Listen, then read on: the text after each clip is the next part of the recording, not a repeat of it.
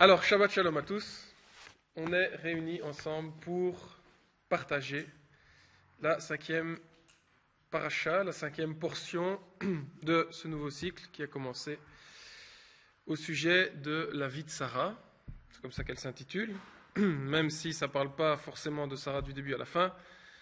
Elle s'intitule Chaye Sarah, la vie de Sarah. Alors, avant de commencer, je vais demander à mon frère s'il veut bien prier pour remettre ces moments entre les mains de l'Éternel. Amen. Père Céleste, nous te remercions d'être présent parmi nous aujourd'hui, Seigneur. Merci pour cette parole que tu nous as donnée. Merci pour cette étude que tu as confiée à Lucas. Je te demande de mettre tes saintes paroles dans sa bouche, Seigneur, et de le guider par ton Saint-Esprit, Père éternel. Je te remercie pour tout ce que tu fais pour nous et pour cette Kéhila que tu nous donnes à chaque Shabbat. Amen. Amen. Alors, les textes de cette semaine, ils nous parlent de la mort de Sarah. Je suis toujours un peu triste, d'ailleurs, quand on perd des personnages comme ça. Ça va nous parler de la femme d'Isaac et de leur mariage. Et on va aussi, également, à la fin de notre texte, rencontrer la mort d'Abraham, ce qui est aussi fort regrettable. Mais, avant de s'intéresser à tout ça, avez-vous remarqué que c'est la première fois dans la Bible où on va nous ramener l'histoire d'un homme en 3 parachutes, en 3 portions.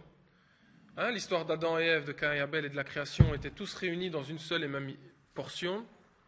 L'histoire de Noé et de ses fils et de la tour de Babel était réunie elle-même dans une seule portion. Et ici, on va consacrer au père Abraham, le père de la foi, 3 portions complètes. Alors, c'est dire si son histoire est intéressante et interpellante. Et je pense que pour Isaac et Jacob, on n'emploiera pas autant de portions pour nous décrire leur vie. Donc, on peut se rendre compte d'une chose, c'est l'importance de l'appel d'Abraham, la vie d'Abraham, qu'on a analysé pendant ces 3 dernières portions. Et avant d'étudier la dernière partie de sa vie, on va résumer jusque-là, extrêmement rapidement, la vie d'Abraham. Il faut savoir que la vie d'Abraham, elle commence, je vais peut-être laisser les arrivants s'installer à leur aise.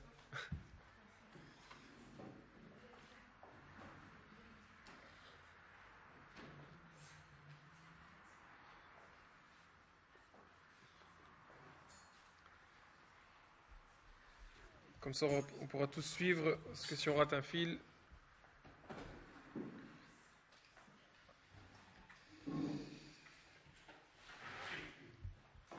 Alors, je disais donc, la vie d'Abraham, elle commence après la chute de la tour de Babel. Bien que le récit biblique nous parle qu'à la 75e année de la vie d'Abraham, on a pu analyser à travers ce fait que l'Éternel ne souhaite plus travailler avec l'humanité entière, comme il avait fait jusque-là. Maintenant, il va appeler, à travers Abraham, un peuple à le suivre et à être consacré pour le seul et unique. Et ce peuple aura un double rôle, c'est aussi d'être lumière pour les nations qui sont dans les voies de la perdition.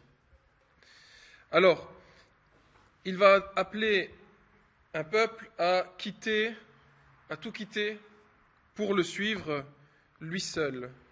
Dieu va sanctifier un peuple mis à part, un peuple témoin pour lui. Il aura ces propos pour Abraham: quitte ton pays, ta patrie et la maison de ton père. À savoir, et je tiens à le spécifier, que le père d'Abraham était idolâtre. Il ne suivait pas le seul et unique.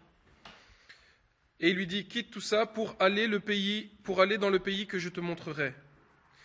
On avait analysé lors de cette première partie de la vie d'Abraham que l'Éternel déjà l'appelle à quitter et à mourir à sa culture qui était païenne, qui était liée au faux Dieu. Il lui dit: quitte, meurs à ta culture On avait fait le parallèle avec la nouvelle naissance pour nous. Quand on vient à Yeshua, il nous appelle à sortir de ce monde, à mourir à la culture de ce monde pour marcher selon la culture céleste. Et on avait aussi établi que l'appel d'Abraham, finalement, nous concerne tous. Les textes de Galates 3.29 sont très pertinents à ce sujet, qui nous disent, si vous êtes à Christ, vous êtes la descendance d'Abraham. Donc on peut vraiment être en communion avec Abraham grâce au Messie. Alors, la suite de la vie d'Abraham, c'est Abraham va mener des guerres, il va vaincre plusieurs rois, et il va se trouver devant Melchitsédek. Melchitsédek, en hébreu, le roi de justice. Alors, et là, il y a un symbole très interpellant que je n'avais pas cité. Abraham va partager le pain et le vin avec Melchitsédek. Après ça, l'Éternel va lui faire la promesse de sa descendance. Sa descendance, le fils de la promesse, Isaac. Et l'Éternel va faire alliance avec Abraham lorsque la colonne de feu passera entre les animaux partagés. Abraham plus tard recevra le signe de l'alliance qu'il a traité avec Dieu, à savoir la Brit Mila, la circoncision. Et là, on parle d'une alliance qui est faite au travers de la chair et du sang. C'est aussi un symbole qui est fort. Et bien évidemment, quand on parle de circoncision, en français, ça n'apparaît pas forcément dans l'idée majeure de ce que ça représente, mais c'est parce que cela représente la cicatrice. Parfois, Paul il parle des fils de la cicatrice. On les reconnaîtra à leur cicatrice. Alors, quand on parle de chair, de sang et de cicatrice, il est inévitable de faire le lien, bien évidemment, avec ce que le Messie a accompli pour nous sur la croix. On voit que Yeshua a aussi touché ces symboles. C'était peut-être des choses qui ont marqué son ministère, le pain et le vin qu'il a partagé avec ses disciples, et ensuite, le lendemain, la chair, le sang et les cicatrices lors de sa résurrection. Alors,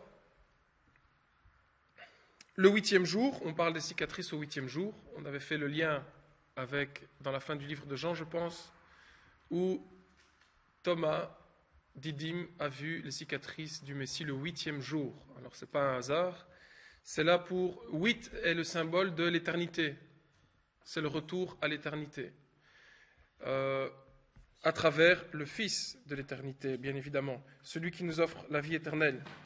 Ensuite, il y avait les 3 messagers aux chênes de Mamré, avec l'appel d'Abraham qui nous est clairement décrit dans Genèse 18, verset 19. « Je l'ai choisi afin qu'il ordonne à ses fils et à sa famille après lui de garder la voie de l'Éternel en pratiquant la justice et le droit. » Ça, c'est l'appel d'Abraham auquel nous sommes connectés. Et il y a eu un contraste avec cet appel, l'image de la destruction de Sodome et Gomorrhe, qui était plus qu'une image. Pour nous, c'est une image, mais à l'époque, ce qui s'est passé est un cataclysme. Et après ces événements, il y aura la naissance d'Isaac. Et quelque chose qu'on n'a pas souligné non plus, et un frère me faisait la réflexion en fin de paracha la semaine passée, Isaac a été engendré après que le nom d'Abraham et de Sarah fut changé, par l'ajout chacun d'un hé. Le hé qui est le symbole qui représente l'esprit. Et on voit que Sarai, elle va être apte à engendrer à partir du moment où elle aura reçu le symbole de l'esprit. Il y a un évident parallèle avec Myriam. Marie, après avoir reçu la visite de l'Esprit Saint, elle enfantera une descendance sainte pour l'Éternel, quelqu'un qui a été unique sur cette terre. Alors, ensuite, Isaac naît, et puis on nous parlera un peu plus loin du sacrifice d'Isaac. Le parallèle avec Yeshua, on a fait la semaine passée, était évident. Et maintenant, avant de recommencer pour donc, les textes de cette semaine, Abraham va revenir seul du sacrifice. Je ne sais pas si vous avez noté ça, si vous avez remarqué. On peut lire dans Genèse 22, 19.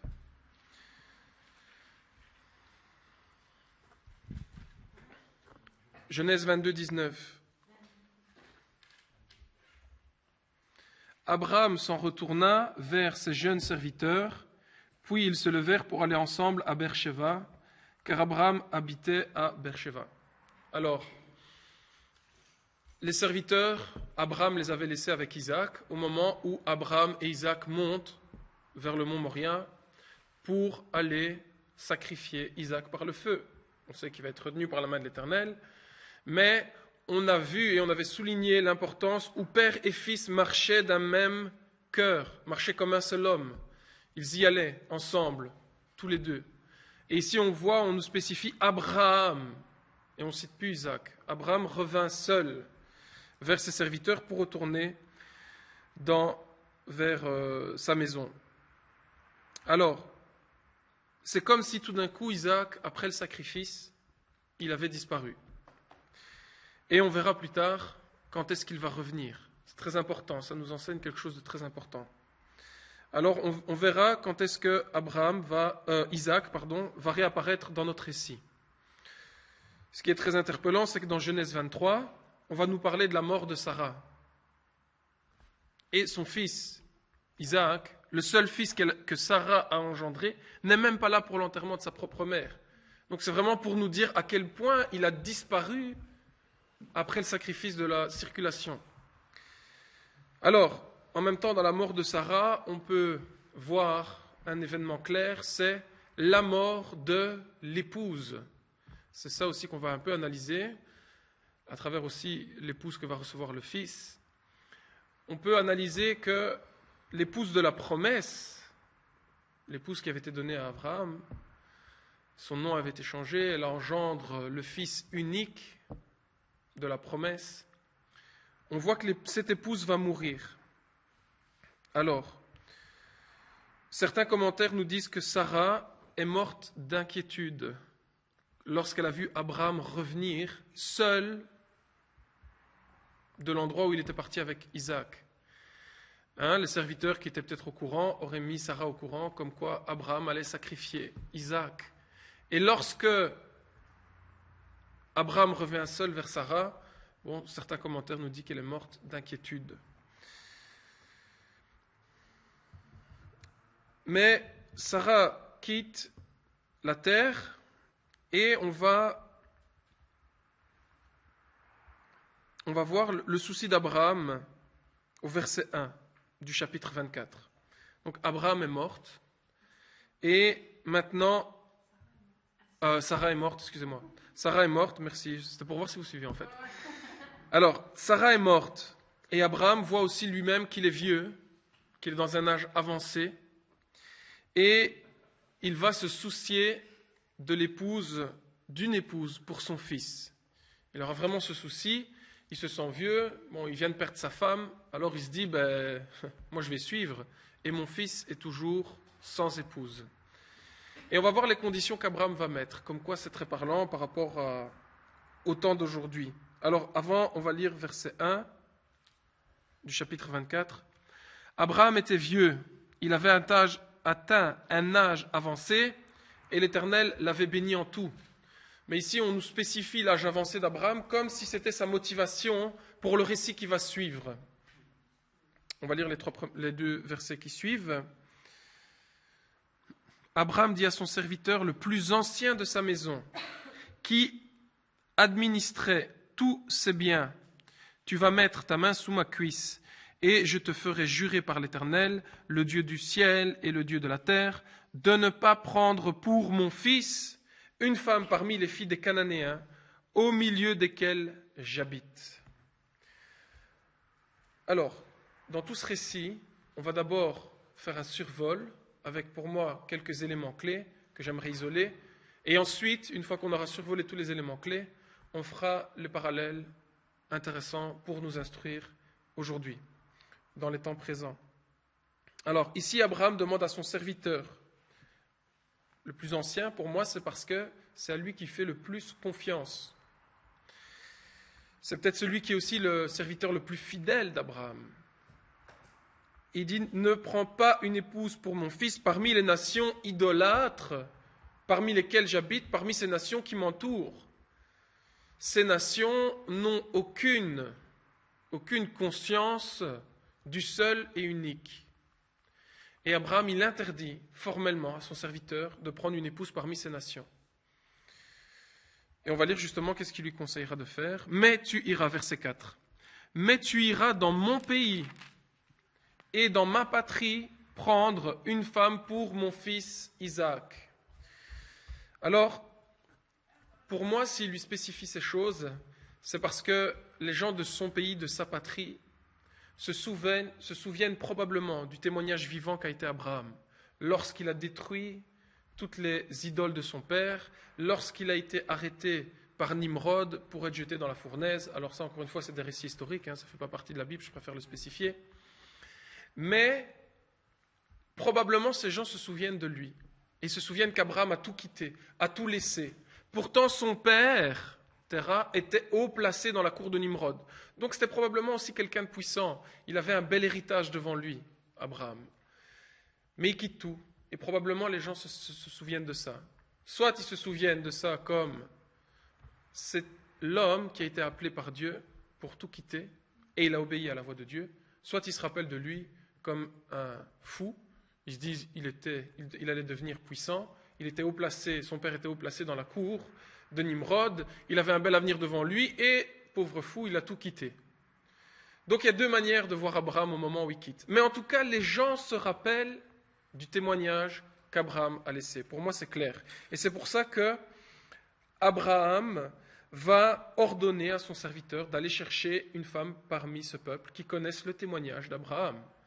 Il ne faut pas oublier aussi qu'Abraham est descendant de Shem, si je ne m'abuse pas, et Shem était prédicateur de justice, descendant de Noé, le fils de Noé, qui avait gardé Shem, le nom du seul et unique. D'ailleurs, certains commentaires nous disent que celui qui servait Melchizedek à cette époque-là, qu'Abraham a rencontré, n'est personne d'autre que Shem. Le texte, encore une fois, biblique ne nous le dit pas. Enfin, soit, on va continuer notre récit. Verset 6, le serviteur, il va lui dire, peut-être la femme ne viendra pas. Verset 6, nous allons lire. Abraham lui répondit, alors, oui, bon, on va lire verset 5, ce sera plus clair. Le serviteur lui répondit, peut-être la femme ne voudra-t-elle pas me suivre dans ce pays-ci? Devrais-je ramener ton fils dans le pays que tu as quitté? Abraham lui répondit, garde-toi d'y ramener mon fils, surtout n'amène pas mon fils là-bas. Alors c'est un ordre interpellant, on connaît, je ne vais pas prendre le texte par manque de temps, dans Nombre 14, versets 1 à 12, l'histoire des 12 espions. Il y en a 10 qui viennent avec un rapport négatif. Et ils disent maintenant, on va destituer Moïse et Aaron, et on va mettre quelqu'un à notre tête pour retourner en Égypte. Et là, l'Éternel, il s'enflamme dans une colère. Ils disent, je vais leur envoyer la peste, je vais tous les exterminer parce qu'ils souhaitent retourner de là où ils viennent. Et en réalité, on pourrait passer au-dessus de ce détail, mais en fait, il faut comprendre quelque chose de très important ici. L'Éternel, il les a libérés et il les appelle Makaal, mon ecclésia, le peuple, littéralement, je traduis littéralement, le peuple que j'ai appelé à sortir d'Égypte. Et l'année passée, on avait fait le lien très évident avec le fait que nous avons été appelés à sortir du monde. Et donc ici, l'Éternel, il dit, hors de question que vous retourniez de là où vous veniez. Hors de question que vous retourniez à votre première condition. Hors de question que vous retournez adorer les faux dieux quand vous avez connu le seul, unique et vrai Dieu qui a fait des grands miracles, des grands signes, des grands prodiges pour vous faire sortir de la maison de la servitude. Et nous, on avait fait le lien évident avec la servitude du péché. Alors on a Yeshua, par le sang qu'il avait versé pour nous, nous appelle à sortir de ce monde et de quitter le péché qui y sévit. Et une fois qu'on a connu cette condition nouvelle, habitée par le Saint-Esprit, on ne peut plus souhaiter retourner à notre condition première. Tout à l'heure, on verra un texte d'Hébreu qui est très clair à ce sujet. On retient. Et c'est pour ça, à mon avis, que Abraham interdit formellement à son serviteur d'emmener Isaac vers les choses, la première partie de sa vie, qui était celle des faux dieux et celle qui n'était pas de garder la voie de l'Éternel. C'est pour ça qu'Abraham l'interdit formellement. Verset 7, voici la solution. L'Éternel, le Dieu du ciel, qui m'a fait quitter ma famille et ma patrie, lui qui m'a parlé et qui m'a juré de donner ce pays à ma descendance, lui-même enverra son malach, son messager, son ange devant toi, et c'est là-bas que tu prendras une femme pour mon fils. Ici, Abraham, il est en train de dire, même si apparemment ils ne voudront pas, avant que toi tu arrives là-bas, mon serviteur, le messager de l'Éternel aura été parlé au cœur de Rebecca. Il va lui parler à son cœur et il va lui dire, à mon avis, bientôt le serviteur de ton époux viendra vers toi et voudra te ramener vers lui. Accepte. Probablement, et tantôt on notera l'étrange réaction de Rebecca. Sa famille veut la garder encore une dizaine de jours. Elle dit non, je m'en vais tout de suite. Je ne reste pas. Si c'est si soudain, si c'est avec une telle conviction qu'elle le fait, c'est parce qu'elle était sûre et le messager, pour moi, qui lui est envoyé là, le messager de l'Éternel, qui va lui parler, c'est pour lui donner ce message de dire n'hésite pas une seule seconde. Et Rebecca va suivre l'appel d'Abraham, quitte ton pays, ta patrie, ta famille, tout ce que tu connais qui n'est pas lié à moi, et viens à moi. Donc on voit aussi un parallèle évident à faire, le messager qui aura été parlé à Rebecca pour la préparer. Verset 8. Si la femme ne veut pas te suivre, tu seras dégagé de ce serment que je te fais faire. Seulement, tu ne ramèneras pas mon fils là-bas. Deuxième fois, il le répète.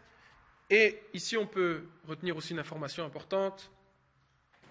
Si la femme qui a été consacrée pour mon fils ne veut pas venir, mon fils n'ira sûrement pas vers elle. C'est-à-dire que le fils ne va jamais retourner à une nation et un pays où les faux dieux sont adorés, même pour aller chercher son épouse. C'est son épouse qui devra dire « Maintenant, je vais à la rencontre de mon époux, là où lui se trouve. » Tout à l'heure, on verra l'importance de cette parole. Alors, maintenant, je vais passer au verset 14 à 15. Avant ça, le serviteur qui va arriver là, certains commentaires ont tracé la route que le serviteur d'Abraham a dû faire. Et ils ont dit que c'est un miracle, c'est un grand miracle. Cet homme a été guidé vraiment par la main de Dieu. Il dit parce qu'il y avait très peu de chance pour que ce serviteur puisse retourner dans le bon pays, arrive à la bonne porte, dans la bonne famille. Il faut se rendre compte de ça. Donc ils disent, c'était un parcours, un périple incroyable. Et il dit vraiment, c'est un miracle que le serviteur soit arrivé à la bonne porte. Une fois que le serviteur va arriver là, il va demander un signe à l'Éternel, qui est le suivant, versets 14 et 15. Que la jeune fille à laquelle je dirai, penche ta cruche, je te prie pour que je boive, et qui répondra, bois, et je donnerai aussi à boire à tes chameaux. Sois celle que tu auras destinée à ton serviteur Isaac. Ainsi je reconnaîtrai que tu agis avec bienveillance envers mon Seigneur. Il n'avait pas encore fini de parler que sortit sa cruche sur l'épaule Rebecca, Rivka, fille de Bethuel, petite fille de Milka et de Nahor, frère d'Abraham. Alors, ici Abraham, le serviteur d'Abraham, demande un signe à l'Éternel pour reconnaître l'épouse du fils de la promesse. Et il y a un passage interpellant dans Proverbe que j'aimerais bien prendre. Proverbe 19.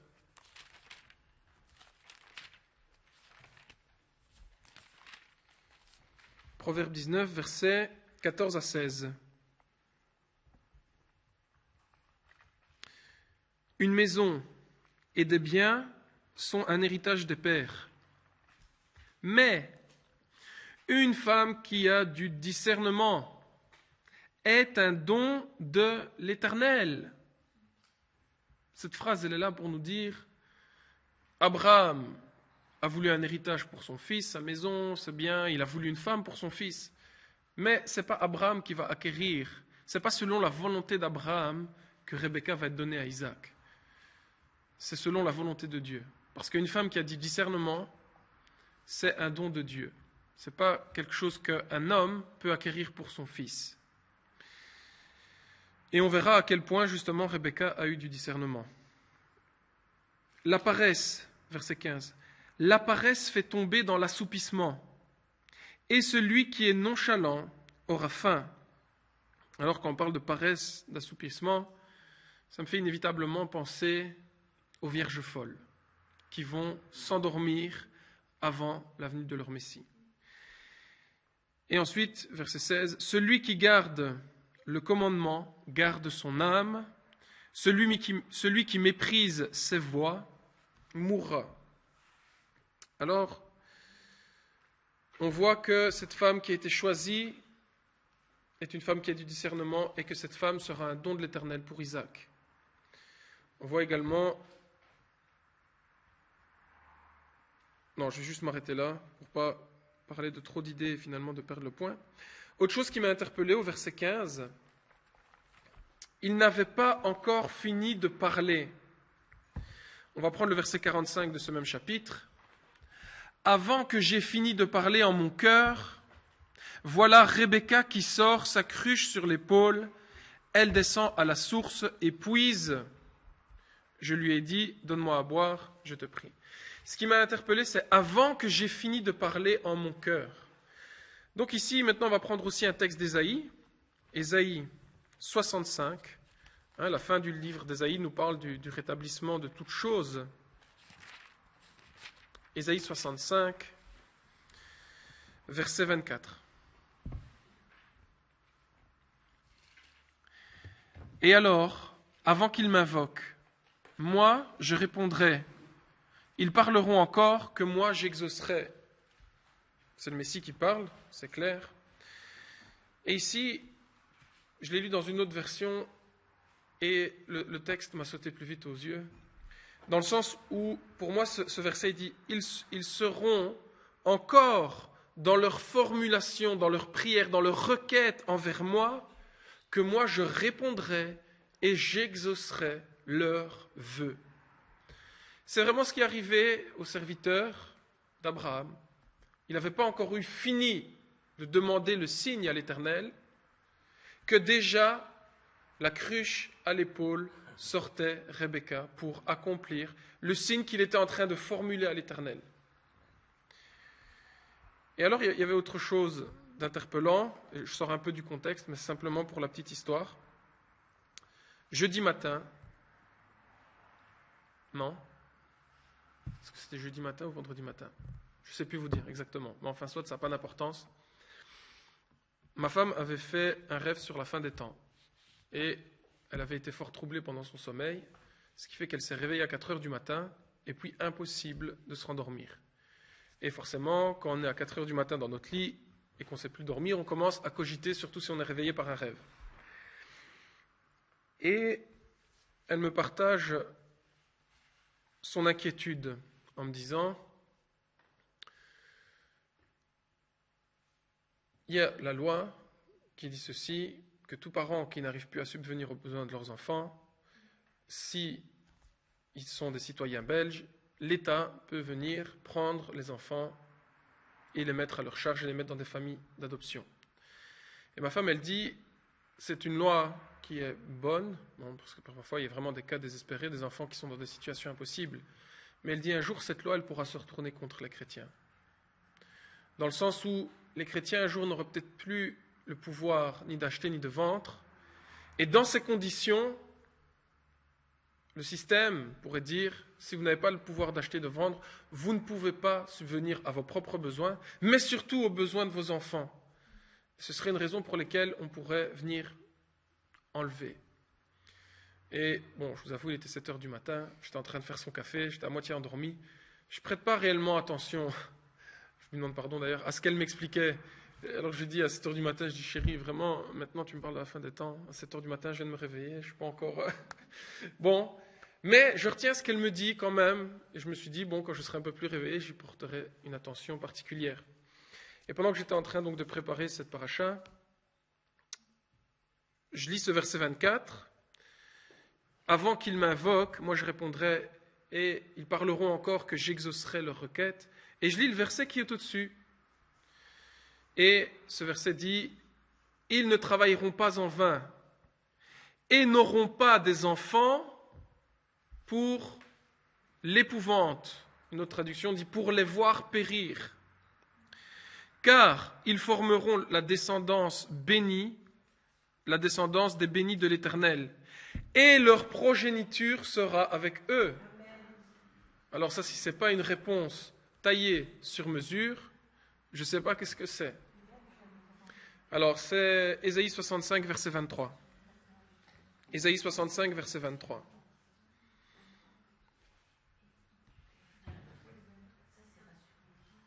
Et donc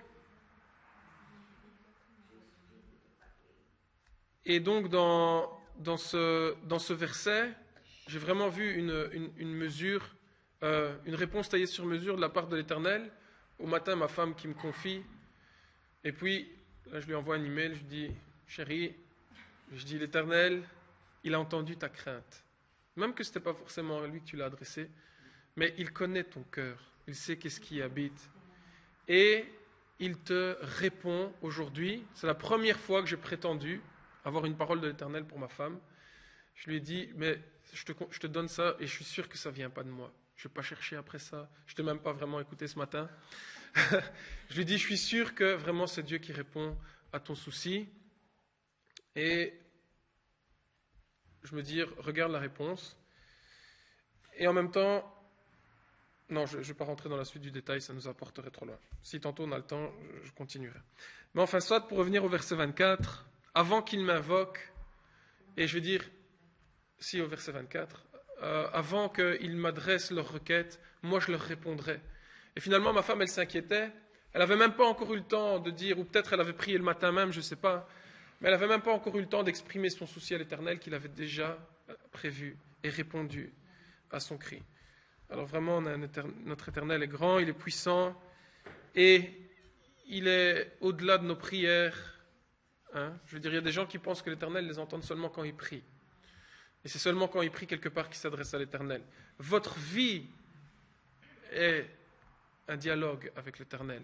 Ce que vous dites pas aussi parce qu'il est omniprésent, omniscient, il connaît toutes choses avant même qu'elles ne naissent. Alors, le serviteur d'Abraham, avant même qu'il ait fini de donner cette parole, l'Éternel va répondre en sa faveur.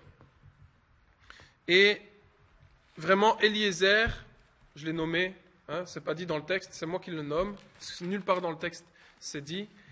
Eliezer va donc être lui-même étonné au point où il va le rapporter lorsqu'il parlera à la famille de Rebecca. Avant que j'eus fini de parler, l'Éternel avait répondu. Alors, suite de l'histoire, versets 55 à 59. Les frères et la mère dirent que la jeune fille reste avec nous quelque temps encore, 10 jours. Ensuite, tu pourras partir. Il leur répondit, ne me retardez pas. Puisque l'Éternel a fait réussir mon voyage, laissez-moi repartir pour aller vers mon Seigneur. Alors ils répondirent, appelons la jeune fille et consultons-la elle-même. Ils appelèrent donc Rebecca et lui dirent, veux-tu aller avec cet homme ? Elle répondit, oui. Ils laissèrent alors partir leur sœur Rebecca et sa nourrice avec le serviteur d'Abraham et ses gens. Alors, ils veulent retenir Rebecca encore quelque temps, sûrement pour pleurer son départ, pour ce qui était fait à l'époque lorsque une jeune fille était donnée en mariage. Mais elle veut aller tout de suite voir son époux. Elle ne veut pas être retenue. Elle ne veut pas attendre. Elle dit oui, je suis sûre. Et le messager qui est venu me voir avait une parole claire pour moi. C'est moi qui ajoute. Et elle est sûre. Et on voit que son oui est un oui. Elle n'hésite pas un seul instant. Elle a du discernement, cette femme. Elle dit oui, c'est l'Éternel qui a envoyé ce serviteur. Et les signes. Et Abraham, il ne faut pas oublier, c'est son oncle. Donc son père, c'est le frère d'Abraham. Et probablement, il a dû exprimer à un certain moment à sa fille, oui, tu as un oncle que tu n'as pas connu, qui est parti un jour, soi-disant, ou alors là maintenant le frère d'Abraham peut croire dans l'appel d'Abraham ou ne pas y croire. Il dit, il a été appelé par Dieu, il a tout quitté. Ou alors il va dire, ton frère c'est un fou, il a tout quitté d'ici, soi-disant il a été appelé par le seul et unique. Bon, ce n'est pas vraiment la position du frère d'Abraham à ce propos. Mais en tout cas, elle doit quelque part connaître le témoignage d'Abraham. Et à un certain moment, elle-même, elle va y croire, sûrement grâce au messager qui lui a été envoyé. Alors, et cette femme, elle a du discernement dans le sens où elle va dire oui, c'est ma destinée, c'est mon chemin, c'est le chemin que je vais suivre pour le seul et unique. Elle voit aussi à quel point son oncle, qui a tout quitté, est devenu puissant. Parce qu'il ne faut pas oublier, on pense qu'Abraham c'était un petit bédouin qui vivait dans des tentes dans le désert. Non, c'est devenu un homme riche, un homme puissant, qui a gagné des guerres, qui a traité une alliance avec l'Éternel lui-même. Et il est renommé. D'ailleurs, même les Hittites, ils ont très peur d'Abraham. C'est pour ça qu'ils disent non, ne nous vends pas, on te la donne. Mais parce qu'ils ont très peur, ils savent qu'Abraham est celui que Dieu a choisi. Alors, on va lire le verset 60. Ils bénirent Rebecca et lui dirent, toi notre sœur, deviens des milliers de myriades, que ta descendance ait le contrôle de ceux qui te haïssent, qu'elle ait le contrôle de ses ennemis. Alors je trouve ça tout à fait extraordinaire. Parce que Abraham, lorsque l'Éternel s'est adressé à lui, il lui a fait des promesses. Ces promesses ont pu trouver un accomplissement à travers Abraham et Sarah. Mais ici, la famille qui... Alors, avant qu'Abraham quitte, il avait reçu ses promesses. Et la bénédiction que la famille de Rebecca va faire sur leur fille, c'est les bénédictions, les paroles que l'Éternel avait adressées lui-même à Abraham. Que ta descendance soit innombrable, deviens des milliers de myriades, et que ta descendance ait le contrôle de ceux qui te haïssent. C'est exactement les mêmes propos. Donc la famille d'Abraham est bien témoin de l'appel d'Abraham. Quelque part, on peut dire à travers cette parole, peut-être ils croient carrément dans l'appel de leur frère. Et on voit que par là, ce qui me touche beaucoup avec cette bénédiction, c'est que Sarah était la matriarche, je ne sais pas si je peux dire ça, initiatrice de ces bénédictions. C'est la première matriarche à avoir donné une continuité à ces bénédictions à travers la naissance de son fils Isaac. Mais on voit que Sarah est morte et on cherche l'épouse qui va remplacer l'épouse qui est morte. Et la bénédiction qui va être adressée à cette femme, c'était les bénédictions que Sarah elle-même a véhiculées, a portées dans sa vie. Donc on peut voir à travers Rebecca la succession de Sarah, une succession digne, une digne héritière de la mère Sarah, qui deviendra la mère Rebecca. C'est un symbole important. Alors, n'oublions pas que cette promesse qui est faite dans Genèse, que ta descendance ait le contrôle des ennemis, alors, Israël voit en ça Tsahal, qui est une armée extraordinaire. Moi, je lirais plutôt ça, qui est la descendance d'Abraham? C'est Yeshua lui-même. Yeshua, Jésus, descend d'Abraham. Et on sait que celui qui aura le contrôle de ses ennemis, un jour descendra des cieux sur un cheval blanc, avec une armée qu'il suivra. Et pensez pas que le peuple de Dieu un jour aura le contrôle plein sur ses ennemis. Non, mais celui qui est Adonai Tsevaot, celui qui est l'Éternel des armées, celui qui est le Tout-Puissant, celui qui règne d'âge en âge, lui aura le contrôle sur tous ses ennemis. Je ne pense pas que ce soit du propre de l'homme d'avoir le contrôle sur tous ses ennemis. Je pense que c'est uniquement le Messie qui reviendra, qui aura le contrôle sur tous les ennemis de son peuple, de la descendance d'Abraham. Alors, cette parole, cette bénédiction vraiment très prophétique au sujet du Messie, on voit qu'elle continue de se véhiculer de Sarah à Rebecca. Alors, question que j'avais posée au début, Isaac disparaît totalement de la circulation après son sacrifice. Quand est-ce qu'il va réapparaître? C'est maintenant, au verset 62. Cependant, Isaac était revenu du puits de l'Aïroi et il habitait dans le pays du Negev. Un soir qu'Isaac était sorti pour méditer dans la campagne, il leva les yeux et vit des chameaux qui arrivaient. Rebecca leva aussi les yeux, vit Isaac, sauta à bas du chameau et dit au serviteur, « Qui est cet homme de la campagne qui vient à notre rencontre ?» Le serviteur répondit, « C'est mon Seigneur. » Alors elle prit son voile et se couvrit, telle une épouse qui se prépare. Le serviteur raconta à Isaac tout ce qu'il avait fait. Isaac conduisit Rebecca dans la tente de sa mère Sarah. Il prit Rebecca qui devint sa femme et il l'aima. C'est ainsi qu'Isaac fut consolé après la perte de sa mère. Isaac disparaît de la circulation après son sacrifice et il réapparaît lorsqu'il va rencontrer son épouse.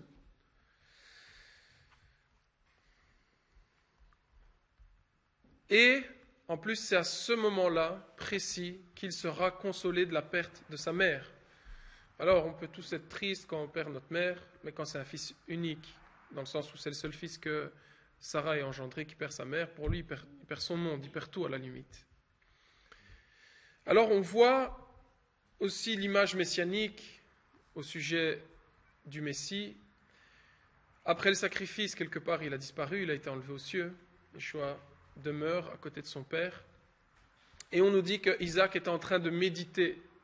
Il y a certains commentaires qui nous disent que ce n'était pas une méditation, il n'était pas en train de se relaxer ou n'importe quoi. Il dit qu'il était en train de prier l'Éternel, en fait.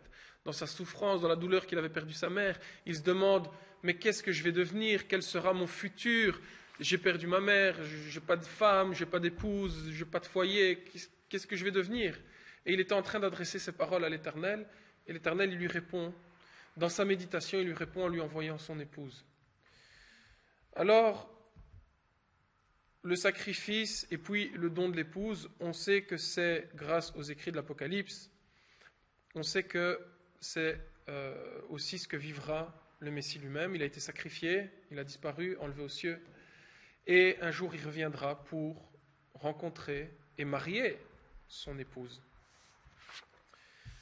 Alors, maintenant, j'aimerais faire tous les parallèles avec le développement qu'on a fait entre la rencontre d'Isaac et de Rebecca et du serviteur. Alors, le serviteur le plus ancien d'Abraham est là pour nous indiquer, et on ne cite jamais son nom dans ce récit, alors on peut être quasiment sûr que c'est Eliezer. Eliezer, ça signifie Dieu est mon secours. C'est lui qui devait être l'héritier. Alors, c'est le serviteur le plus ancien de la maison d'Abraham, et je le lis à l'esprit qui planait au-dessus des eaux. Et je m'explique, parce qu'avant même que la création ne fût, avant que la terre fût érigée et établie, l'esprit servait déjà l'Éternel avant la création. Donc si on peut voir un parallèle, quel est le serviteur le plus ancien de l'Éternel? C'est l'esprit qui planait au-dessus des eaux, qui va mettre de l'ordre dans la création. Alors, on peut évidemment lier ce rôle au rôle de l'Esprit Saint pour nous aujourd'hui. Alors, ce serviteur aura la mission d'aller rendre témoignage du Père puissant qui est devenu Abraham et de son Fils unique qui cherche une épouse. Alors on peut facilement se rendre compte que c'est la mission de l'Esprit Saint de nous rendre témoignage du Père, mais pas uniquement, et de son Fils, qui est son Fils unique, tout comme Isaac. L'Esprit Saint aujourd'hui a pour mission de nous rendre témoignage du Père et du Fils, de mettre de l'ordre dans nos vies et de nous préparer à être cette épouse pure et sans tache, cette épouse qui sera prête à quitter son pays, sa patrie et tout ce qui lui appartient. C'est le parallèle, cette épouse qui sera prête à sortir du monde pour se préparer et se purifier à rencontrer son Messie, son époux. Alors, on peut voir aussi que Rebecca, elle avait été préparée par le messager qui lui avait été envoyé, le messager de Dieu. Et on a remarqué à quel point elle n'a pas hésité un seul instant à suivre le serviteur de Dieu pour aller à la rencontre de son époux. Cette parole lui est adressée. Si elle ne veut pas venir, elle est libre. C'est Abraham qui dit ça au sujet de l'épouse. Si elle ne veut pas venir, elle est libre de ne pas venir. Je ne vais pas la forcer. Mais mon fils n'ira pas vers elle. Alors, la parole d'Abraham avait été adressée. Si l'épouse ne veut pas venir, toi tu seras libéré de ton engagement, de ton rôle de témoin. Mais mon fils n'ira sûrement pas vers elle. On a les textes prophétiques qui nous disent qu'effectivement, ceux qui seront restés parmi les nations, un jour viendront à Jérusalem, pas à New York, pas à Bruxelles, pas à Paris, nulle part ailleurs que Jérusalem. Ceux des nations viendront pour louer et adorer l'époux qui sera à ce moment-là présent sur la terre pendant son règne millénaire. Et son épouse sera avec lui. Et je pense qu'à un certain moment, l'Esprit Saint nous appellera à la voix de son archange, à la voix d'un ange, une voix très forte, à aller à la rencontre de l'époux. Ceux qui ne seront pas sensibles, ceux qui n'auront pas placé leur foi dans l'époux, pour moi, ces personnes-là ne s'envoleront pas à la rencontre de leur époux pour ensuite redescendre et régner. C'est pour ça qu'il faut être attentif au message que l'Éternel nous adresse, à ce qu'il nous a laissé dans ses Écritures, et être surtout sensible à la voix de l'Esprit Saint qui veut nous enseigner. Parfois, cela va à l'encontre de nos principes, et c'est comme ça qu'on a vite fait de balayer d'un revers de main l'Esprit Saint qui s'adresse à nous, mais il faut vraiment être sensible à ces choses pour ne pas passer à côté de l'appel qui sera le nôtre. Alors, ce qui est interpellant aussi, c'est que l'épouse, elle n'aura pas juste un signe pour qu'elle soit distinguée, pour qu'elle soit reconnue.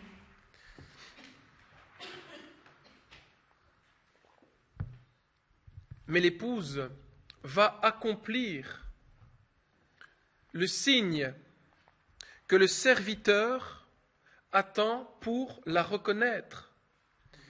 L'épouse va accomplir le travail qui lui sera demandé, et ce travail aura été un signe aux yeux du serviteur pour dire oui, voilà, c'est elle, l'épouse du Messie. C'est elle qui est l'épouse de celui qui doit venir fêter les noces de l'agneau, celui qui est l'époux de ces noces. Alors, on a vu à travers ça Rebecca qui va abreuver les chameaux et qui va donner à boire aux serviteurs de l'Éternel. Alors, ceux qui sont restés derrière, je pense à la famille d'Abraham, donc c'est-à-dire son frère et ainsi de suite, ils veulent retenir justement l'épouse. Ils disent non, on ne part pas tout de suite. On va voir à quel point c'est pertinent avec les passages de la Nouvelle Alliance qu'on devait lire pour cette semaine. Mais ceux qui sont restés derrière, qui n'ont pas cru dans l'appel de Dieu à travers Abraham, parce qu'ils étaient libres de suivre Abraham. L'appel s'adressait à Abraham, mais celui qui voulait s'attacher à Abraham pour sortir pouvait sortir. C'est de cette manière qu'Abraham a déjà pris beaucoup de gens avec lui en sortant, dont Lot. Lot qui a probablement cru dans l'appel d'Abraham. Puis on verra l'erreur que Lot a faite. Alors, ceux qui sont restés derrière et qui n'ont pas cru dans l'appel de l'Éternel à quitter les faux dieux pour l'adorer, lui, le seul et l'unique, ils veulent justement retenir cette épouse qui est au milieu d'elle. C'est aussi une image que l'épouse se trouve parmi les nations. Il n'y a pas spécifiquement un endroit où il faut être, il n'y a pas spécifiquement une foi qu'il faut avoir, une religion qu'il faut suivre pour faire partie de l'épouse. Non, l'épouse, c'est celle qui accomplit le travail qui lui a été confié. Et parmi les nations où elle est, elle va être appelée et elle va suivre le messager de l'Éternel. Alors, on a aussi l'image de l'épouse qui meurt, Sarah, mais elle aura une succession en Rebecca. Et ici, ça nous enseigne peut-être ceci. Et je suis très prudent parce qu'on pourrait vite tomber dans une dérive, donc je vais être très prudent avec les propos que je vais vous partager. La première épouse meurt. Et la seconde épouse, Rebecca, ok ? Mais la première épouse, c'est Sarah. C'est elle, la première des matriarches. Donc on peut voir en Sarah la première épouse. Elle va mourir. Bon, vous allez me dire, Rebecca aussi va mourir, mais en tout cas, il y a une seconde épouse qui est choisie pour continuer la promesse qui a été faite à l'origine. Quelque part, je me demande si ce n'est pas le caractère du mont Sinaï ou le cœur de Pierre. L'épouse était présente au mont Sinaï lorsque l'Éternel va se révéler à eux. Et lorsque le mari va donner sa volonté à sa femme, à son épouse, à son peuple. Et pour moi, le symbole est peut-être celui-ci que cette nature qui était présente au mont Sinaï, le texte d'Hébreu nous rapporte ça très clairement, le cœur de Pierre doit être changé par la nouvelle alliance en un cœur de chair. C'est aussi un propos qui nous est rapporté dans Ézéchiel 36. Et j'enverrai mon Esprit Saint et il viendra en vous, ôtera vos cœurs de pierre pour y mettre un cœur de chair et je ferai en sorte que vous suivez mes prescriptions, mes ordonnances, mes préceptes. Et vous serez appelés parmi tous les peuples de la terre à venir à ma rencontre. Et ce sera aussi la réunification des deux bergeries. Ça, c'est un peu plus loin dans Ézéchiel 37. Mais en fait, on a vraiment, pour moi, la première épouse qui meurt. La première épouse peut être concrètement celle qui était présente au mont Sinaï. Et il faut une seconde épouse qui va changer de nature. Alors, je ne dis pas que c'est un peuple qui a été rejeté, loin de là. Encore une fois, cette opportunité est offerte à quiconque. À tous ceux qui auront changé de nature, qui auront quitté la nature d'un cœur de pierre pour revêtir un cœur de chair, ces gens seront appelés par Dieu pour aller à son encontre, à sa rencontre, pas pour aller à son encontre. Alors, et finalement, c'est le serviteur d'Abraham qui va apporter la consolation au fils unique par la présence de son épouse. On voit qu'Isaac était triste de la perte de sa mère, il méditait, il adressait ses prières à l'Éternel. Et finalement, le serviteur sera le consolateur. C'est un texte qui nous est adressé dans Jean, chapitre 14, verset 15. Et je vous enverrai, alors chapitre 14, verset 15, celui qui m'aime, c'est celui qui garde mes commandements, dit Jésus. Et je vous enverrai le consolateur, celui qui vous ramènera à moi. Parce que c'est ça la tristesse de ce monde, c'est que depuis la chute de la création, on est mort spirituellement, le contact direct, comme on avait vécu, comme Adam et Ève ont vécu dans le jardin d'Éden, ce contact n'a plus pu jamais avoir lieu. Et la première réparation, c'est Yeshua qui nous ouvre le chemin, un chemin libre par son sang, dans un même esprit pour aller vers Dieu le Père. Et là, le serviteur qui est le consolateur, c'est celui justement, l'Esprit Saint qui va parler à nos cœurs, qui va nous convaincre de péché, de justice, qui veut nous ramener vers l'époux. Alors, une fois qu'on a vu tous ces symboles clairs, maintenant j'aimerais ouvrir la Nouvelle Alliance dans Luc 9.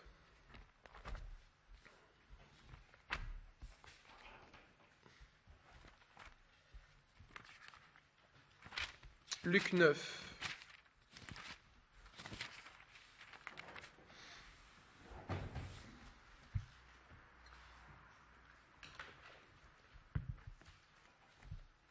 Versets 57 à 62.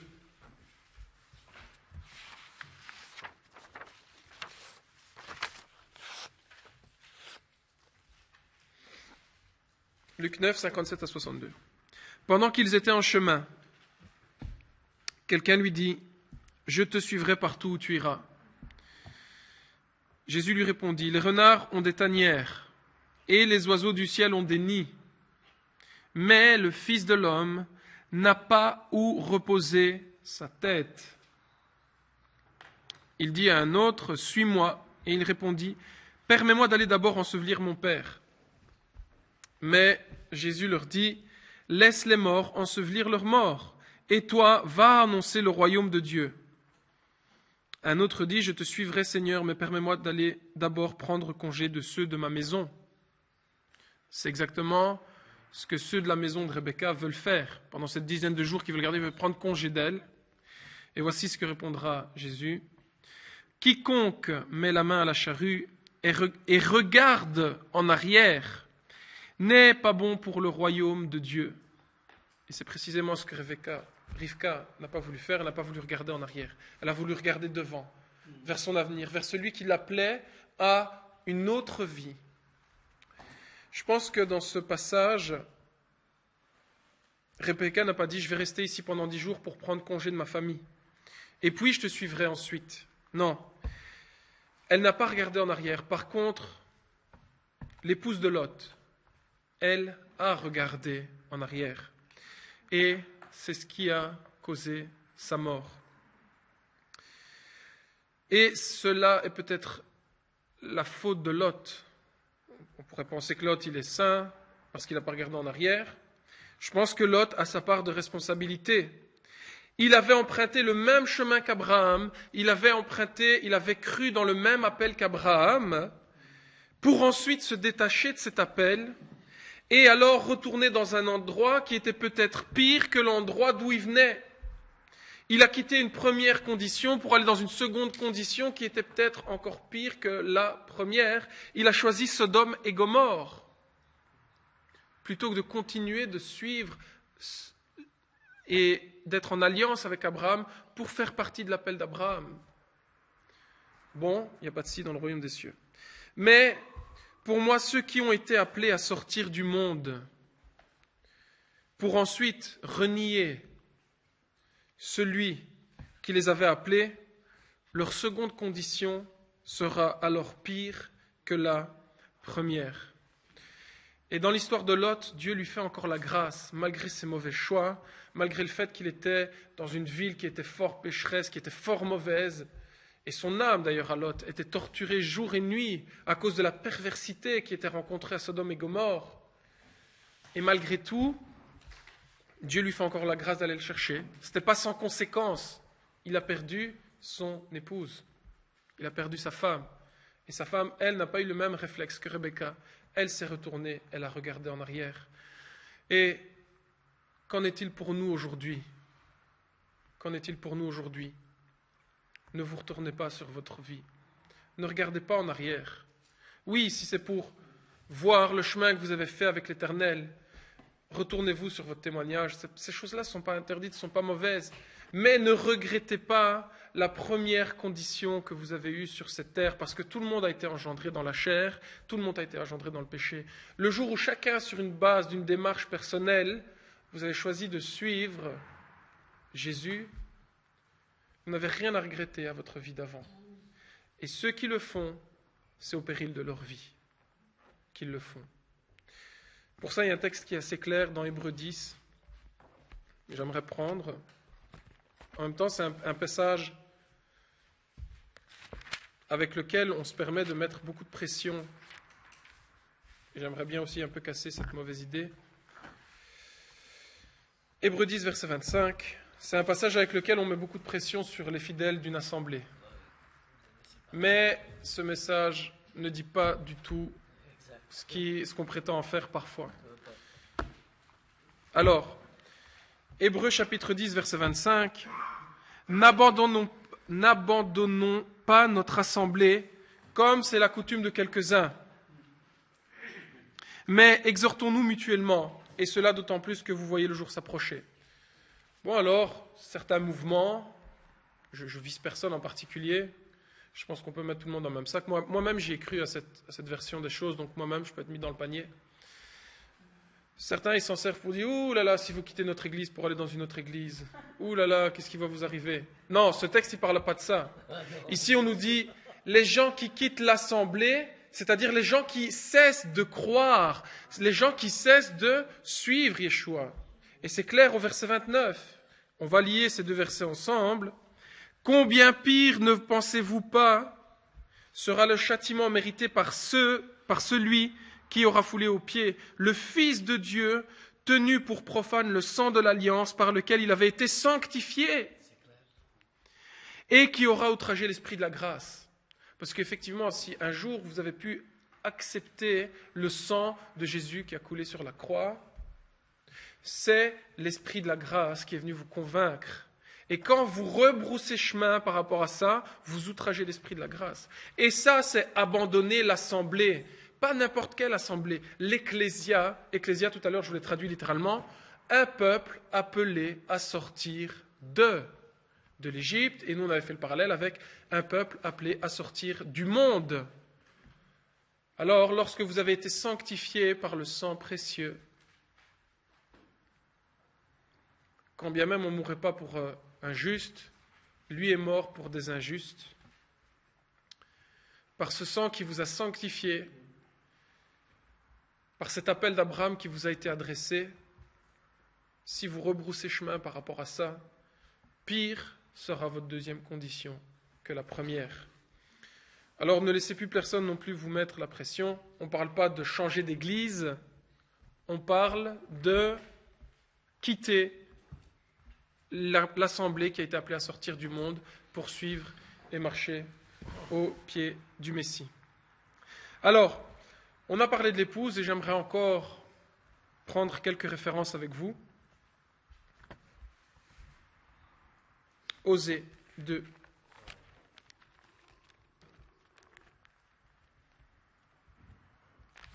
Osée chapitre 2, verset 16.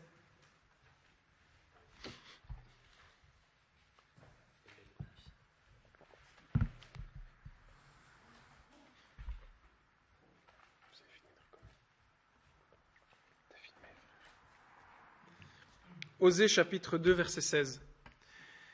C'est pourquoi, voici qu'en la séduisant, moi je la conduirai au désert et je parlerai à son cœur. Alors on a une image claire que l'épouse, elle va être emmenée au désert pour parler à son cœur. Pourquoi on va parler à son cœur? Pour changer son cœur de pierre en cœur de chair. On va prendre Éphésiens chapitre 2, chapitre 5, Éphésiens chapitre 5.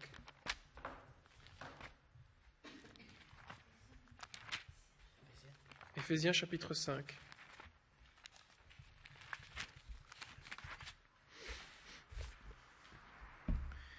Éphésiens chapitre 5.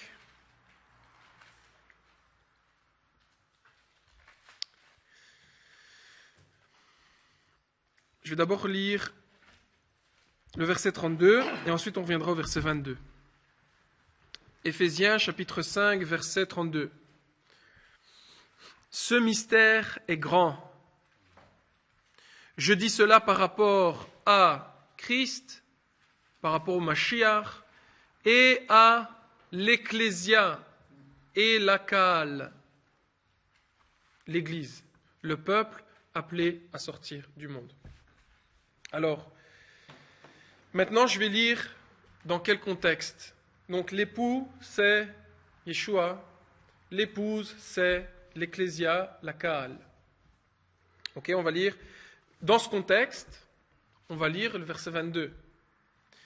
Femme, qui est la femme, l'Ecclésia. Soyez soumises chacune à votre mari, comme au Seigneur. Car le mari est le chef de la femme, comme Christ est le chef de l'Église, qui est son corps et dont il est le sauveur. Comme l'Église se soumet au Mashiach, que les femmes se soumettent en tout, chacune à son mari. Marie, aimez chacun votre femme, comme le Christ a aimé l'Église et s'est livré lui-même pour elle, afin de la sanctifier après l'avoir purifié par l'eau et la parole, pour faire paraître devant lui cette Église glorieuse, sans tache, ni ride, ni rien de semblable, mais sainte et sans défaut. De même, les maris doivent aimer leurs femmes comme leur propre corps. Celui qui aime sa femme s'aime lui-même. Forcément, c'est sa moitié. Jamais personne, en effet, n'haït sa propre chair, mais il la nourrit et en prend soin, comme le Mashiach le fait pour son ecclésia. Parce que nous sommes membres de son corps. C'est pourquoi l'homme, c'est pourquoi le second Adam, c'est pourquoi Yeshua a quitté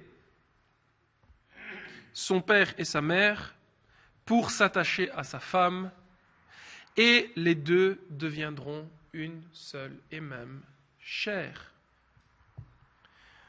Ce passage nous parle bien évidemment d'un point de vue actuel, dans le sens où c'est le comportement que chaque mari doit avoir envers sa femme, mais ce passage a aussi une interprétation spirituelle. D'ailleurs, Paul, il est très clair, ce mystère est grand, je parle de l'épouse et de l'époux. Alors on a des informations très importantes. Une épouse qui est sanctifiée, qui est mise à part, parce qu'elle a été purifiée par les eaux du baptême.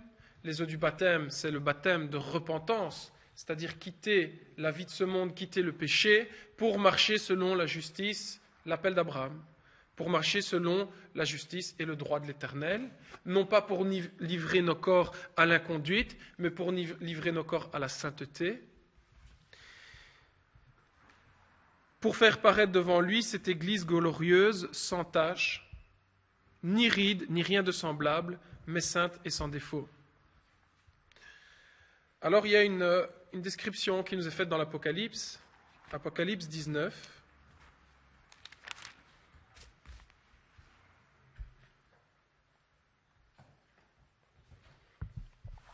Apocalypse chapitre 19, verset 7.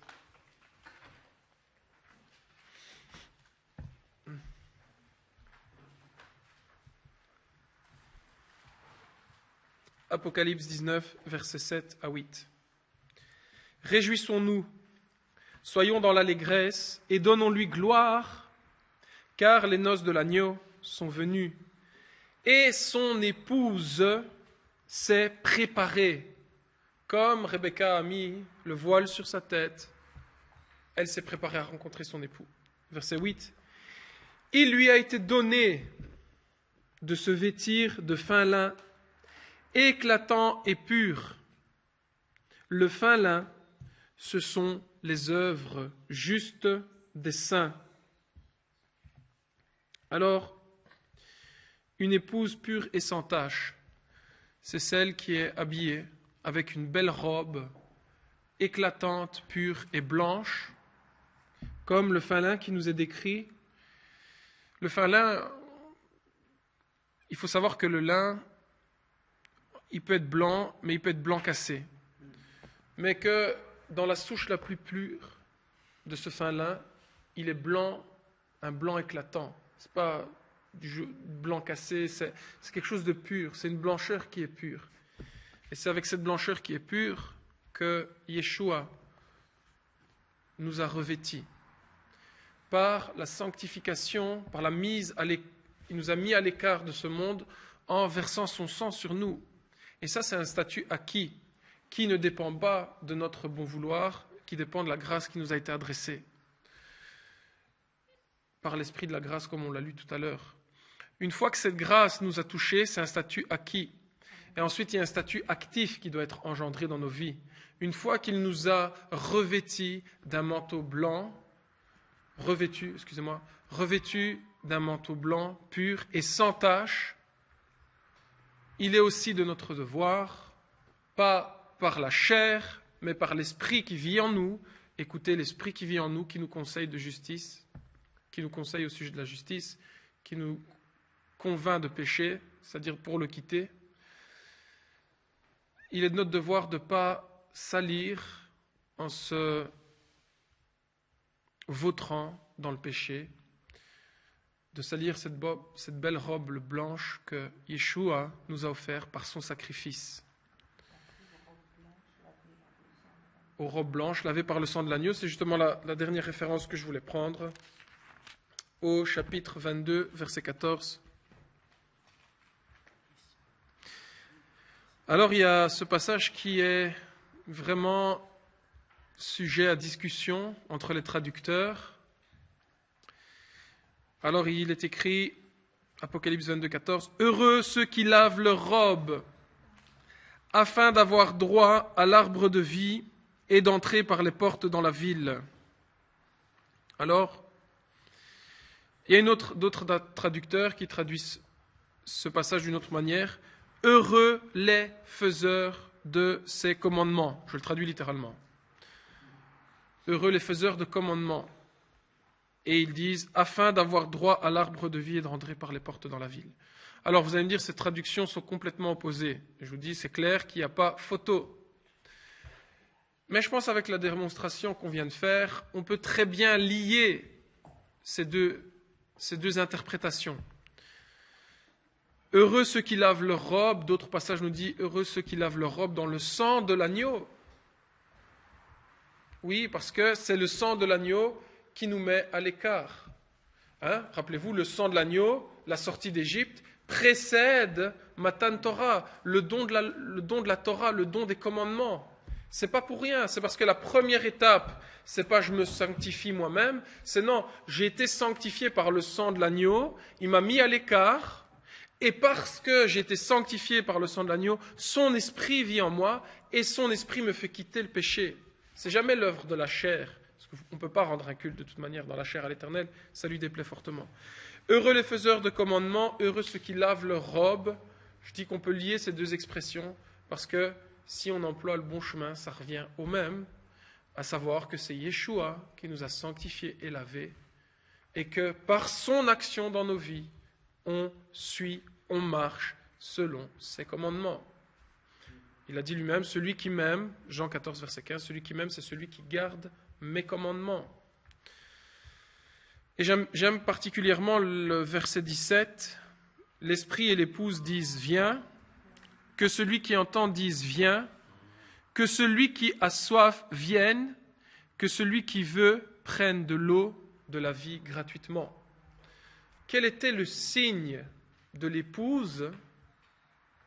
Rebecca, je parle cette fois-ci. Elle a été puisée de l'eau. Ce passage, il dit que celui qui...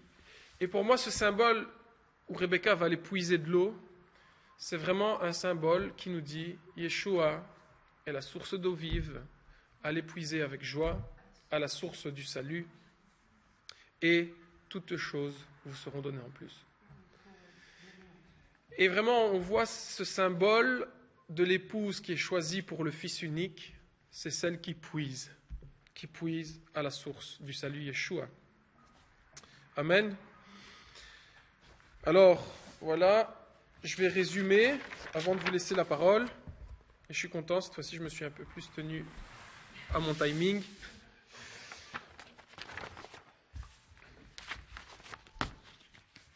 Alors, on a commencé notre paracha par une introduction où on a survolé la vie d'Abraham pour arriver au fait qu'Abraham a perdu son épouse. Donc, l'épouse meurt.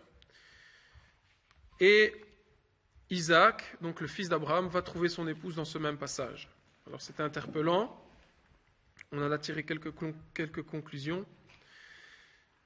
Et on a vu à travers toute l'histoire du serviteur le plus fidèle et le plus ancien d'Abraham, qui a été chercher l'épouse en rendant témoignage du Père et du Fils. Il a été chercher l'épouse qui était consacrée, une épouse qui avait du discernement.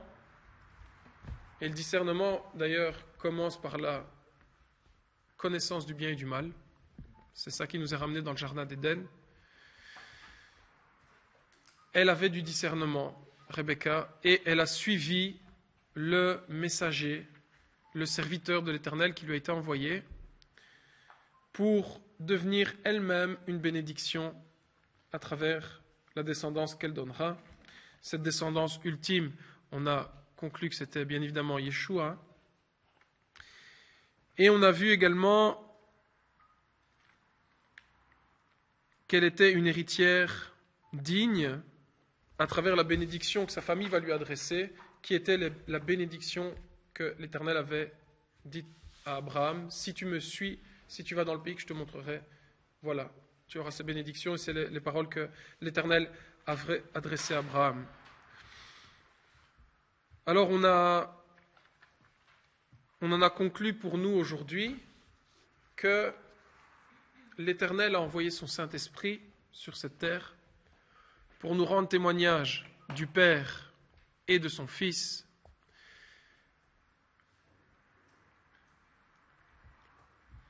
et que par ce même Esprit, un jour, il nous appellera à aller à la rencontre de notre époux. Et on a aussi vu que ceux qui ne souhaitent pas ne sont pas obligés, mais ceux qui resteront parmi les nations devront monter justement ensuite à Jérusalem pour adorer le roi des rois, le Seigneur des seigneurs. Et on a souligné l'importance d'être attentif à cette voix qui nous est adressée, bien souvent d'une manière très douce. Et on ne penserait pas que Dieu s'adresse à nous d'une telle manière, vu qu'il s'est déjà manifesté par des feux, par des tremblements de terre. Et là, il nous parle maintenant par son Saint-Esprit d'une voix douce. Et l'importance d'être sensible à cette voix. Ceux qui seront restés derrière auront la tendance de vouloir retenir l'épouse qui doit partir pour aller à la rencontre de son époux. Et ce serviteur, finalement, qui est la consolation, parce que Yeshua dit dans Luc, le Fils de l'homme n'a aucun endroit où poser sa tête. Alors cette expression m'a interpellé. Et j'ai déjà remarqué quand je suis très fatigué, quand je suis à bout, la meilleure chose, c'est pas ma maison, c'est pas mon lit, c'est pas mes enfants, c'est l'épaule de ma femme. C'est l'épaule de mon épouse. Et je pense qu'on a une image très claire quand Yeshua dit aussi qu'il pleurait sur la ville de Jérusalem. Il pleure d'une manière quasiment, je veux dire, inconsolable. On nous dit l'épouse, c'est aussi la Jérusalem céleste qui descend. Et Yeshua dit, j'ai voulu vous rassembler, j'ai voulu vous amener à moi, mais vous ne l'avez pas voulu. Et il pleure sur Jérusalem.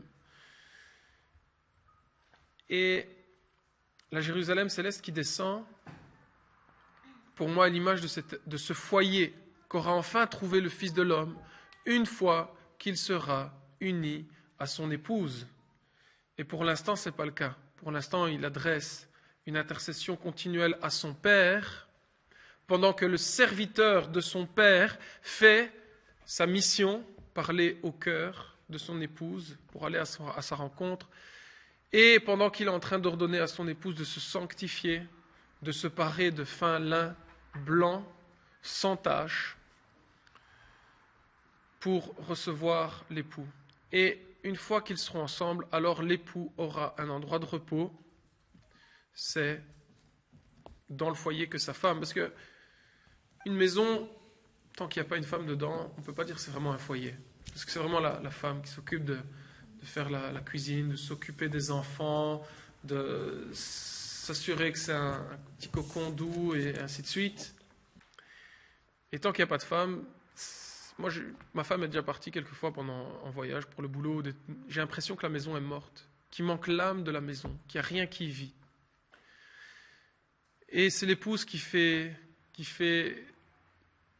l'âme, la chaleur de la maison, et c'est elle aussi qui fait le repos de son mari. Eshet-Raïl, la femme vertueuse, est largement vantée à ce propos dans la fin du livre de Proverbes, justement par rapport à tout ce qu'elle fait par rapport à la maison. Et c'est une image claire pour nous aujourd'hui. Yeshua aura un endroit où se reposer lorsque son règne sera établi sur terre et lorsqu'il se sera marié à son épouse. Il y a aussi cet autre passage qui est interpellant. Laisse les morts ensevelir leurs morts. Alors il faut comprendre qu'un mort, il est incapable d'ensevelir un autre mort. Alors on parle de quoi?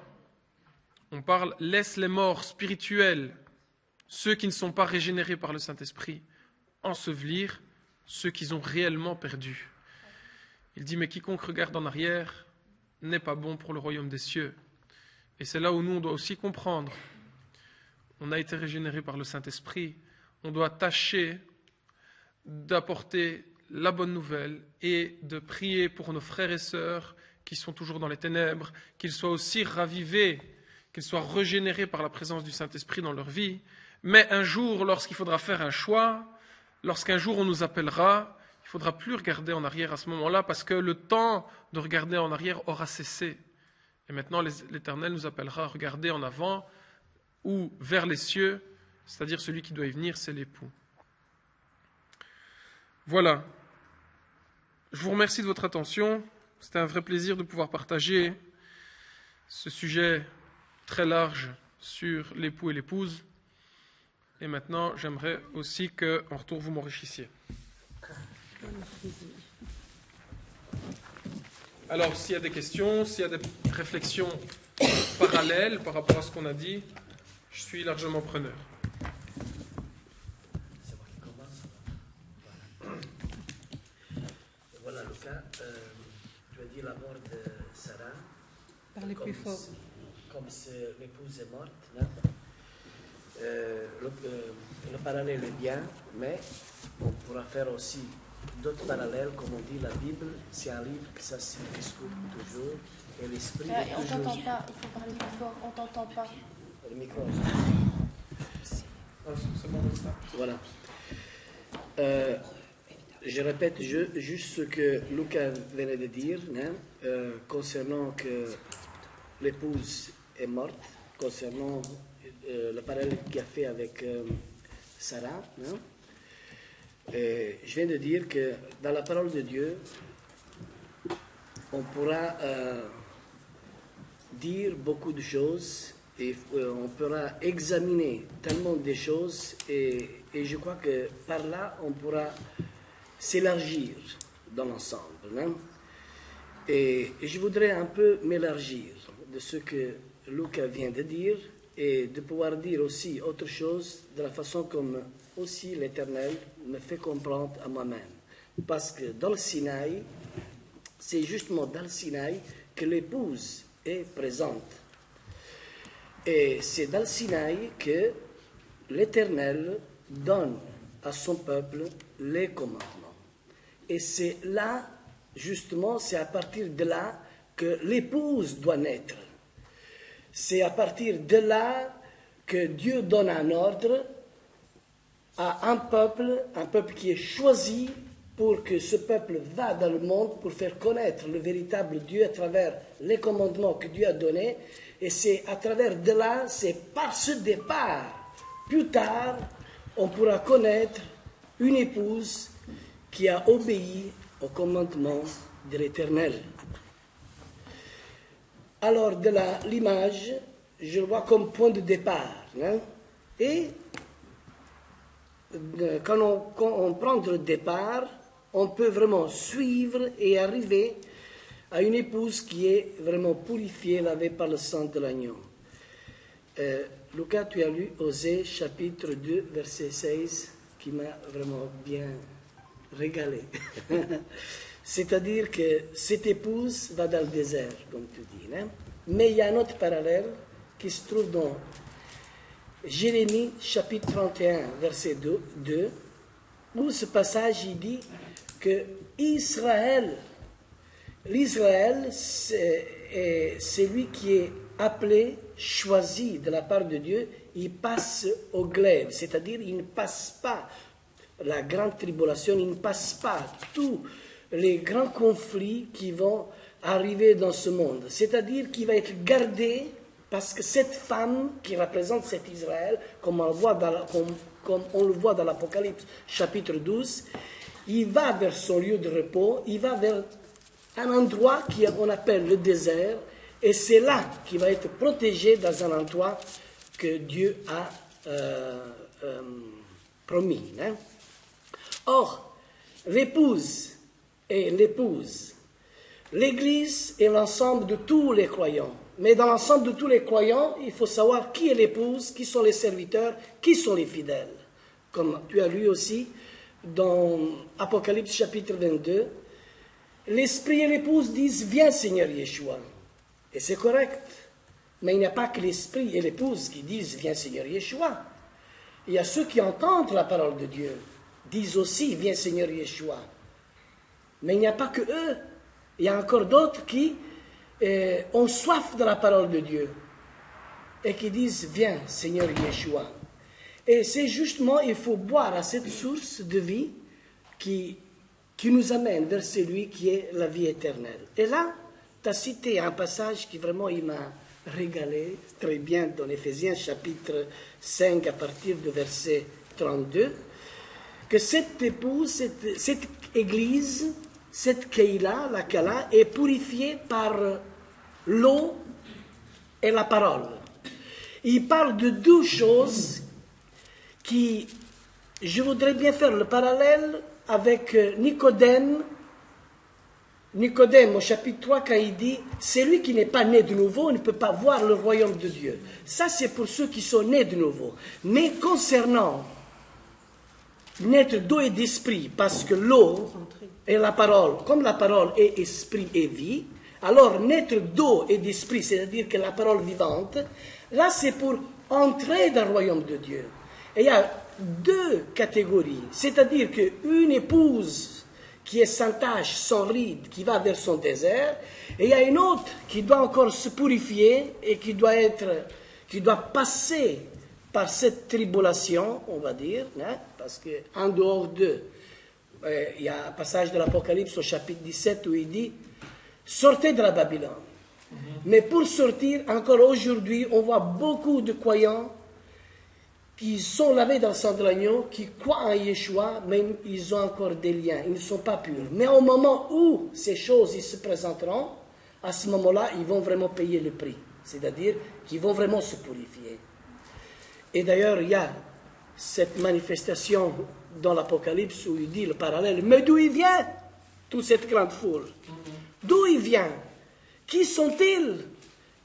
Tous ces gens viennent vraiment de la grande tribulation. Mais tous ceux qui viennent de la grande tribulation, il faut bien faire le parallèle, la distinction que l'épouse est quelque chose qui se prépare avant. D'ailleurs, tu as lu chapitre 19 d'Apocalypse, et le verset 9, il dit, l'épouse se prépare, parce que les noces de l'agneau sont arrivées. Mais le verset 2 de chapitre 19 de l'Apocalypse dit que la prostituée, il doit être jugé d'abord, avant que les noces de l'agneau commencent. Et là, dans le verset 9, il a dit, voici, les noces de l'agneau sont prêts. Heureux ceux qui sont lavés pour cette veste purifiée. Mais après, il dit, heureux ceux qui sont invités aux noces. Et alors de là, on voit les invités. Et là, on peut faire un parallèle qu'on trouve dans les paraboles, car la salle est vide. La salle est vide. L'épouse est prête, l'épouse est là, mais la salle est vide. Mais il faut la remplir. C'est-à-dire que la promesse que Dieu a donnée à Abraham, on a parlé d'Abraham, qui est le père d'une multitude de nations, et toute cette promesse qui se réalise dans sa parole, que c'est dans l'avenir plus tard, tous ceux qui croiront en Yeshua seront aussi appelés fils d'Abraham. Hein? Et cette salle, il doit être remplie. Remplie, et évidemment, ce sont que des invités. Alors, il faut bien définir que le mot « église » veut dire « ensemble de tous les croyants ». Mais dans l'ensemble de tous les croyants, il y a l'épouse, il y a les serviteurs et il y a aussi les fidèles. C'est la hiérarchie de Dieu. Comme dans les cieux, il y a Dieu sur son trône, il y a les 4 êtres vivants, il y a les 24 vieillards. C'est toute une hiérarchie. Il y a les anges, il y a les archanges, et toute une hiérarchie que Dieu a établie, à laquelle nous faisons partie d'une de ces dimensions qui est dans le royaume de Dieu. Mais de moi-même, je me dis, même que c'est la dernière place du parvis, je dirais gloire à Dieu. Alléluia. Amen. En tout cas, c'était excellent et j'ai vraiment bien apprécié ça. D'ailleurs, le mont Sinaï, d'ailleurs, c'est quelque chose qui m'enrichit pour ce que je dois apporter cet après-midi. Le Sinaï, c'est la lettre He, ça part de Sion. Et dans les 4 lettres du tétragramme du nom de Dieu, on trouve les 4 montagnes prophétiques de Jérusalem. Yod, He, Vav, He. Yod, c'est justement la main de Dieu sur le mont Moria, où la main a été arrêtée. C'est-à-dire que l'ange éternel a retenu cette main. C'est-à-dire que c'est le bélier qui devait mourir à la place. Hein? Et c'est le Yad qu'on trouve, la main de l'Éternel, on le trouve d'ailleurs dans cette montagne. C'est-à-dire dans la dimension de cette ville de Jérusalem, on trouve le tétragramme du nom de Dieu. C'est Yod, c'est-à-dire c'est dans le mont de Moria, c'est la main de l'Éternel qui a été arrêtée. Après on arrive dans la montagne de Sion, qui veut dire He, parce que c'est la vie, c'est en Sion qui sont tous les rédempteurs, tous ceux qui ont accepté, tous ceux qui font partie de son épouse. Alors il y a la joie de l'Éternel, c'est Chai, c'est la lettre He, on se tient debout. Mais après il y a l'autre montagne qui est le clou. Le clou, c'est où? C'est Golgotha, c'est le mont de Golgotha, c'est le Vav, c'est le crochet. Et encore, on trouve l'autre lettre, He, c'est la montagne des Oliviers, où il va revenir, où il va donner vie, et là, tout Israël sera sauvé. Vraiment formidable, quel excellent message aujourd'hui, tu nous as partagé, Lucas. C'est vraiment partagé, merci. Que l'Éternel nous bénisse. Amen. Moi, j'ai un petit truc aussi. Donc, au début de la paracha, tu as parlé de la circoncision comme étant une cicatrice qui est un signe de l'alliance avec Abraham. Et en effet, quand Dieu conclut une alliance, c'est toujours sur la base du sang et du sacrifice. Et je me suis dit, parce qu'on dit souvent que l'ancienne alliance est tellement dure, c'est un Dieu presque, il y en a qui osent dire un Dieu méchant, un Dieu qui punit, un Dieu... Et en réalité, il y a des choses beaucoup plus simples et plus faciles dans l'ancienne alliance que dans la nouvelle. Et pour moi, la circoncision est un de ces sujets-là.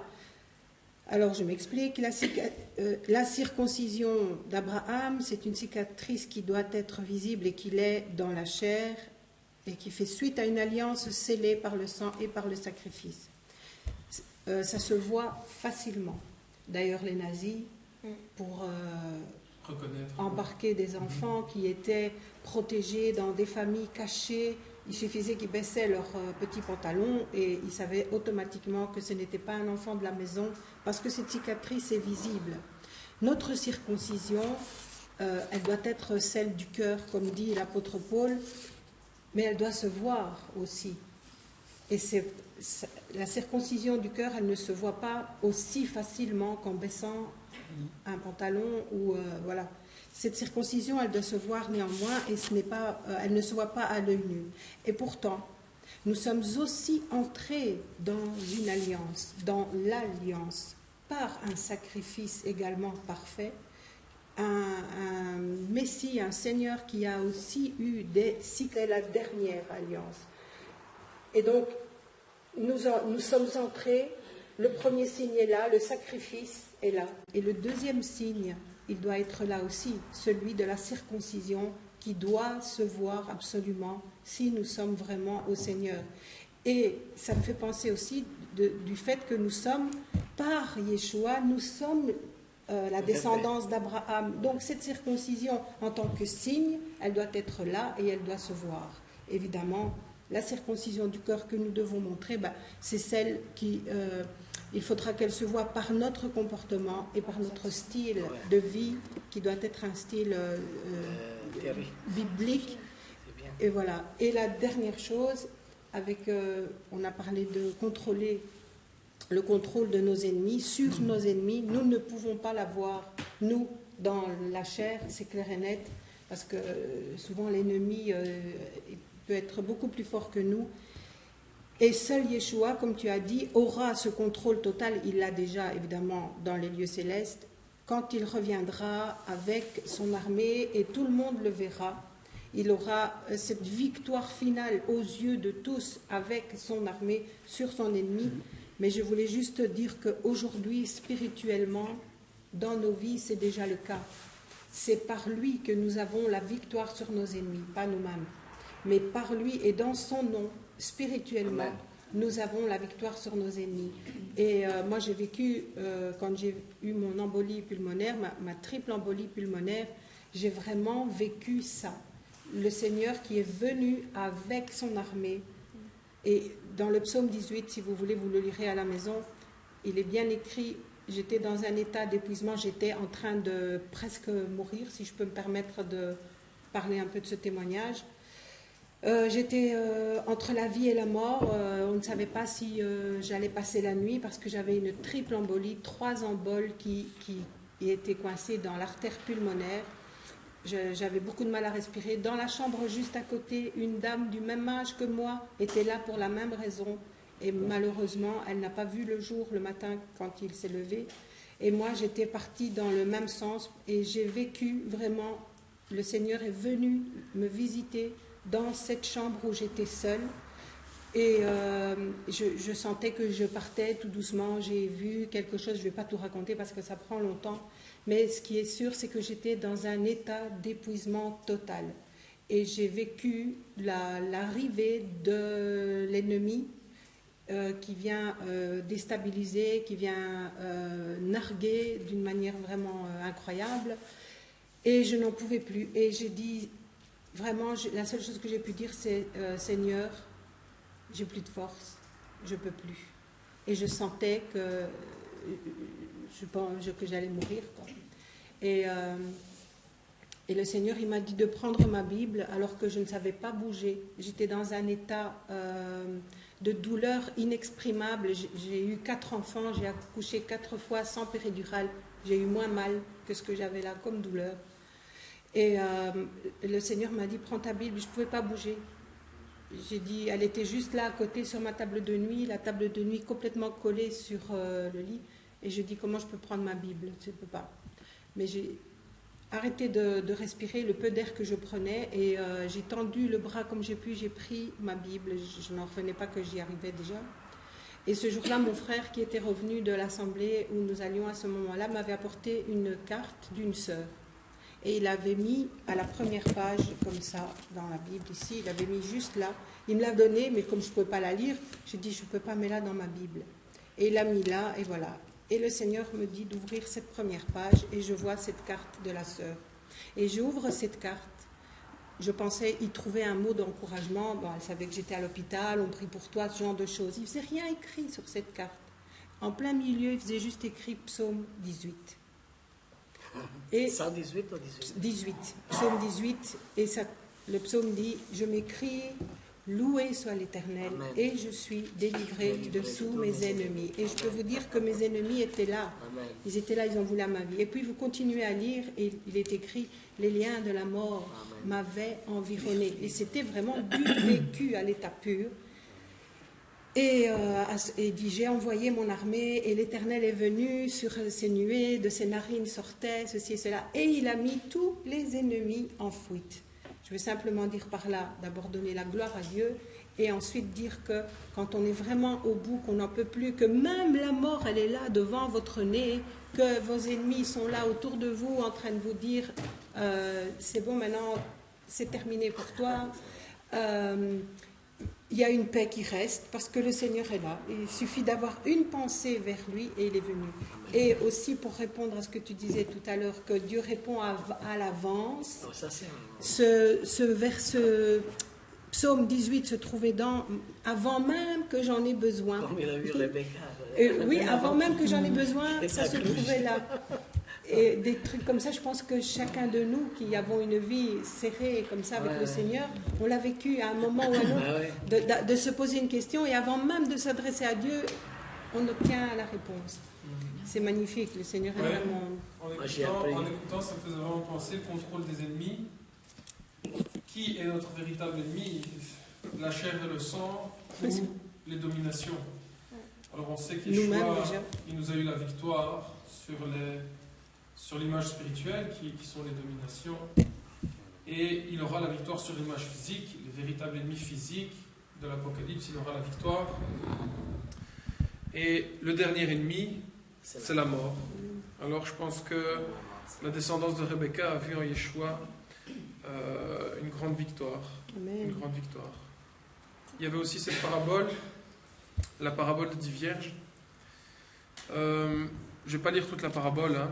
Bon, il y en a 10, 5 qui avaient pris leur lampe et des fioles d'huile, 5 qui ont juste pris leur lampe sans fiole d'huile. Et tout le monde, à un certain moment, voici l'époux sortait à sa rencontre. Alors toutes ces vierges se levèrent, parce que les 10 s'étaient endormies. Même celles qui étaient suffisamment sages, elles se sont, elles n'ont pas survécu, elles ne sont pas restées éveillées. Elles se sont toutes endormies malgré tout. Les folles dirent aux sages, donnez-moi de l'huile. Non, c'est impossible, allez pour ceux qui en vendent, et ainsi de suite. Il y a une parole qui m'a frappé. C'est, donc les sages entrent pour les noces et fêtent le mariage. Celles qui n'étaient pas suffisamment sages, plus tard, les autres vierges arrivèrent aussi et dirent, Seigneur, Seigneur, ouvre-nous. Mais il répondit, en vérité, je vous le dis, je ne vous connais pas. Connaître, il faut comprendre, c'est un idéome hébreu qui est assez important. C'est pas juste connaître dans le sens où je connais la personne. Non, c'est Adam et Ève. Adam connut Ève et ils engendrèrent. Donc, l'image de connaître, c'est de former une seule chair. Alors, dans l'histoire d'Adam et Ève, on est instruit au plan physique. Adam connut Ève, ils engendrèrent. Alors, on parle aussi du Yeshua lorsqu'il vient habiter en nous. Lorsque sa personne, lorsque son Esprit Saint nous a pénétré notre être et qu'il habite en nous, ça c'est l'image spirituelle de connaître. Et l'Éternel, il est clair, il dit, je ne vous ai pas connu. C'est-à-dire, l'Esprit Saint n'est pas venu habiter dans votre corps parce que tout simplement, vous avez été trouvé, vous n'êtes pas un tabernacle vivant. Donc on a un petit, enfin moi je voulais juste faire, on a parlé d'épouse et tout ça, on pouvait pas passer à côté de cette parabole, je veux dire qui est loin d'être claire, mais en tout cas on a un indice là, être connu, avoir connu le Sepel Sarment, habiter pleinement en Yeshua, Yeshua habite pleinement en nous. Ça c'est l'histoire d'être connu de l'Éternel. Dans les deux sens. Hein.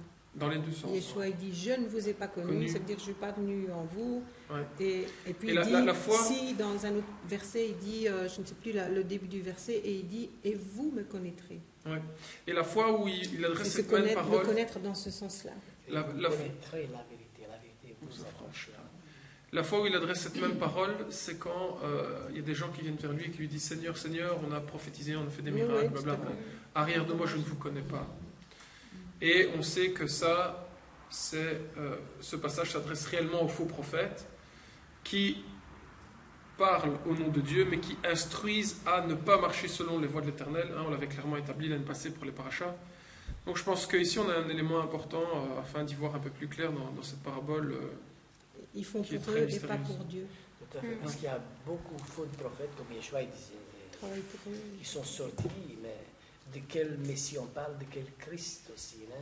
Parce qu'ils n'ont même pas donné l'identité d'un véritable Messie, parce qu'à l'heure actuelle, encore aujourd'hui, même l'appel que nous avons en étant œuvre messianique, le peuple juif qui attend justement le témoignage de croire à leur Messie, le Messie qui a été donné, comment ça doit être le Messie que nous devons présenter. D'ailleurs, c'est l'Esprit Saint qui est à nous, qui nous donne complètement l'identité du Messie, parce que c'est l'Esprit Saint qui nous met à côté du Messie et qui connaît qui est son épouse.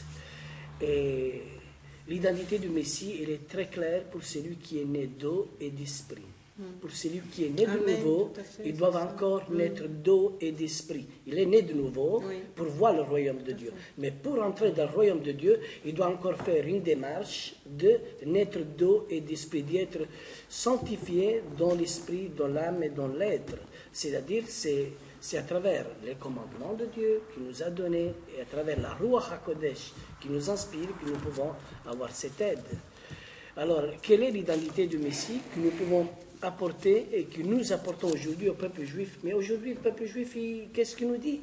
Alors, justement, il y a une différence entre chrétiens et chrétiens qui sont nés de nouveau. Il y a même la mutuelle chrétienne aujourd'hui qui existe, on parle de beaucoup de chrétiens, hein, mais le véritable chrétien, le véritable messianique, est celui qui a, comme il vient de dire Lucas, l'Esprit Saint en eux. Yeshua dit, moi je vais vers mon Père, mais je vous enverrai le Consolateur, mon Esprit. Et il dit très clair, il vous conduira dans toute la vérité. Il dit dans toute la vérité. C'est-à-dire que la question du Shabbat n'est pas un problème, la question des fêtes de l'Éternel n'est pas un problème, la question de l'obéissance au commandement n'est pas un problème, c'est toute la vérité. C'est-à-dire que cette question-là doit beaucoup nous faire réfléchir. Et aujourd'hui, comme Luc vient de dire, il y a beaucoup de faux prophètes, justement, qui parlent du Christ, mais de quel Christ, de quel Messie, et de comment on le présente ce Christ. Je crois que l'Esprit Saint, il donne la véritable identité de notre Messie. Amen. Les références. Alors, les références, ou alors il y a peut-être une dernière réflexion. On a le temps. Non? Personne? Une Cette question? histoire de cuisse, là, qu'est-ce que c'est? Quoi? Alors, la cuisse. La cuisse. La cuisse, c'est... Oh, pardon. L'histoire d'avoir mis la main sous la cuisse, c'est une expression qui signifie que Abraham a fait jurer à son plus ancien serviteur de jurer sur sa descendance. Donc, c'est pas sous la cuisse, c'est-à-dire sur les parties intimes, en fait. C'est le... Sur les parties intimes. Mais alors, c'est le près du genou ou quoi? Je parce que Enfin, Maman, tu pourras expliquer à Marie-Louise. c'est entre hommes, alors. Oui, voilà, oui, exactement. c'est entre hommes. Mais c'est pas... La femme n'a rien à voir avec ça. Mais la femme n'est pas là. Elle Non, n'est pas là. non, C'est entre Abraham et le serviteur. Ah oui? C'est des hommes. ouais, Parce que l'autorité est à partir de là. voilà. Et Abraham a fait jurer sur sa descendance, c'est le symbole, en fait. C'est pas la seule fois que c'est pratiqué, hein. Mais ils ont mis cette traduction pour pas... Mais si on lit Chouraki, c'est beaucoup plus clair. C'est plus clair. C'est vous qui décidez. C'est une personne qui n'a pas d'assemblée et qui demande comment pouvons-nous être dos alors qu'il n'y a pas d'assemblée. Alors elle dit, elle a pris elle-même son baptême toute seule. Donc la question, il faut naître d'eau et d'esprit. Naître d'eau, c'est le baptême. Oui. C'est l'immersion. Oui, Et c'est s'il n'y a pas l'immersion. d'assemblée, C'est la parole de Dieu qui dit dans l'Ésaïe, je vous aspergerai d'eau pure. C'est l'Éternel qui parle et il dit dans le... C'est prophétique. D'ailleurs, c'est l'Éternel qui parle à son peuple. C'est un message qui adresse à Israël et dit, je vous aspergerai d'eau pure et vous serez purs. C'est quoi la référence tu l'as, Non, je n'ai pas. Mais C'est la purification. alors, le peuple d'Israël, il doit passer par une purification. D'ailleurs, il y a plusieurs exemples que nous pouvons faire. Comme la parole de Dieu est pure, à chaque fois que le peuple d'Israël écrivait même le nom Adonai, le Seigneur, il allait se faire un mikvé, un bain, c'est-à-dire de se purifier. Tellement que, Purifié 7 fois. 7 fois, c'est-à-dire tellement que le nom de l'Éternel est pur. C'est-à-dire, on pourra beaucoup dire, on pourra faire beaucoup d'exemples, hein, mais dans la Bible, il parle beaucoup de purification, hein, de purification. Et c'est ça que l'Éternel a promis. Mais quand je vous aspergerai d'eau pure, quand vous serez purs, alors c'est quelque chose qui Dieu adresse au peuple d'Israël dans le futur, dans l'avenir. C'est-à-dire quand Dieu fera une nouvelle alliance, il va enlever le cœur de pierre et il va installer le cœur de chair. Alors à ce moment-là, on pourra vraiment bien dire, voilà, le Seigneur, il les a aspergés d'eau pure, il les a remplis de son esprit, parce que l'eau pure représente aussi la vie de l'esprit. Amen. Moi, si je peux aussi répondre à cette sœur, peut-être beaucoup plus brièvement. Donc, sa question, c'est, elle n'avait pas d'assemblée, elle s'est baptisée probablement elle-même dans sa baignoire, ou quelque chose comme ça. Ou à la piscine. Et elle demande, ou à la piscine, elle demande si c'est valable. Alors, moi j'ai envie de lui répondre ceci. Si elle a été convaincue par le Saint-Esprit, et que c'est le Saint-Esprit qui s'est adressé à son cœur, qui lui a dit maintenant tu vas te baptiser toi-même dans ta baignoire, ou peu importe comment elle l'a fait, et qu'elle l'a fait, elle doit avoir aucun doute là-dessus. Et c'est pas parce que Et elle ne doit surtout pas, s'il a été convaincu par le Saint-Esprit de le faire comme ça, elle ne doit surtout pas chercher l'approbation des hommes. Voilà, c'est ce que j'ai envie de dire. Ok, quand on a une assemblée, on le fait ici à la Keila, comme on a fait la semaine passée. C'est un témoignage. On le fait en communauté, tout ça. Si elle s'est baptisée, que son cœur était sincère, c'est Dieu directement qui lui est témoin. Comme quand on le fait ici, nous, en communauté élargie. Mais si elle était seule et qu'elle a été poussée par le Saint-Esprit, c'est Dieu qui est témoin de son baptême. Et je pense qu'elle ne doit pas essayer de chercher l'approbation ou non des hommes. Voilà, tout simplement. Tu dois chercher la nouvelle naissance. Oui, après, Oui, parce que quand on parle de baptême, comme la Bible dit, il y a un seul baptême. Mais quand on parle de baptême, on peut parler du baptême du sang, parce que Yeshua il nous a couverts de son sang. Et on parle du baptême de l'Esprit Saint, parce que Yeshua il est rempli de son esprit. Et aussi, il nous parle du baptême de l'eau, parce que je vous aspergerai d'eau pure. C'est pour ça qu'il faut être conservé pour la venue du Messie, l'esprit, l'âme et le corps entièrement. Hein. Alors, quand on parle de baptême, on parle d'un seul baptême, comme on parle d'un seul Dieu. Mais là, le mot baptême veut dire Echad. Alors, il y a le baptême du sang, bien sûr. Si là, maintenant, la sœur en question, il a été déjà baptisé, il a cru par ce baptême, par l'immersion du sang de Yeshua, et qu'il a vraiment pardonné de tous ses péchés, et il est sauvé. Parce que celui qui était à la croix, il n'est pas descendu à la croix pour être sauvé. Il n'a pas été se baptiser pour avoir la vie sauve. Hein?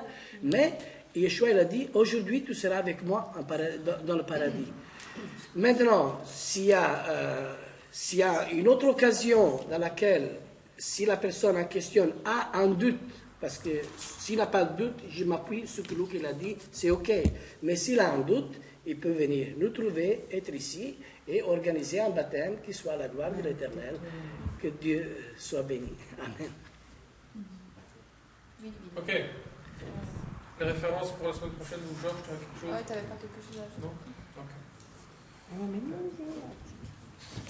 Alors, les références pour la semaine prochaine. La paracha de la semaine prochaine est intitulée Toldot, qui signifie enfantement.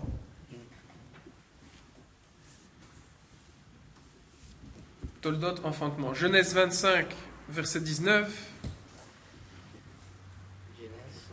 Genèse 25, verset 19. Jusqu'au chapitre 28, verset 9. Genèse 25, 19, jusqu'à 28, 9. Malachie, chapitre 1, verset 1. Malachie, chapitre 1, verset 1, jusqu'au chapitre 2, verset 7. Malachie 1, 1, jusqu'à 2, 7. Et finalement, Romains, chapitre 9. Romains, chapitre 9, versets 6 à 16. Versets 6 à 16. Romains, chapitre 9, versets 6 à 16. Alors, on va conclure. Tu es arrivé. On va conclure notre étude du matin sur la prière avant de se retrouver tout à l'heure pour le culte.